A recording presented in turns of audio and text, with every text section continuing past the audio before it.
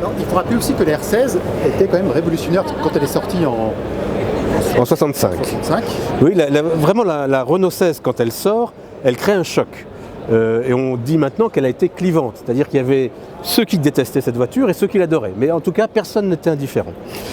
Qu'est-ce qui faisait la différence entre cette voiture et la concurrence? C'est ce volume en deux parties, bicorps. Il n'y a pas de coffre à l'arrière. Il y a un habitacle qui prend toute la dimension de la voiture. Et vous avez une cinquième porte, le haillon.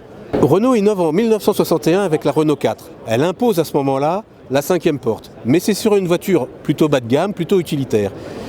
Et avec la Renault 16, Renault va démontrer qu'on peut mettre une cinquième porte sur une voiture beaucoup plus statutaire, beaucoup plus confortable, et tout en gardant la modularité qui a fait tout le succès de la Renault 4.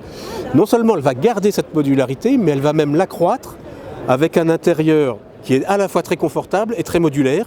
Vous avez 7 positions d'aménagement possibles à l'intérieur, qui aujourd'hui nous paraissent assez banales, mais c'est la Renault 16 qui a inventé ça.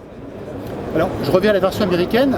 Elle avait aussi un nom un peu particulier, c'était une sedan wagon. Alors, c'est une sedan wagon, exactement. Et on voit bien, c'est un mélange entre sedan, station wagon et sedan, entre berline et break. C'est-à-dire que c'est un type de carrosserie qu'on ne connaît pas. C'est un mélange finalement entre la berline, le break, voire le coupé. Et c'est tout à fait original.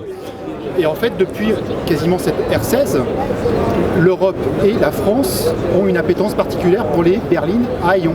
Exactement. Cette voiture impose le haillon en France et en Europe, et Renault va décliner ça à l'envi ensuite sur la Renault 20, la Renault 30 et même la Renault 25 avec sa bulle. Même la R21. La Renault 21. Toutes les voitures de Renault vont utiliser, à quelques exceptions près, toutes les voitures de Renault vont utiliser cette cinquième porte qui aujourd'hui nous semble d'une grande banalité, mais encore une fois, il y a 50 ans, c'était tout à fait novateur.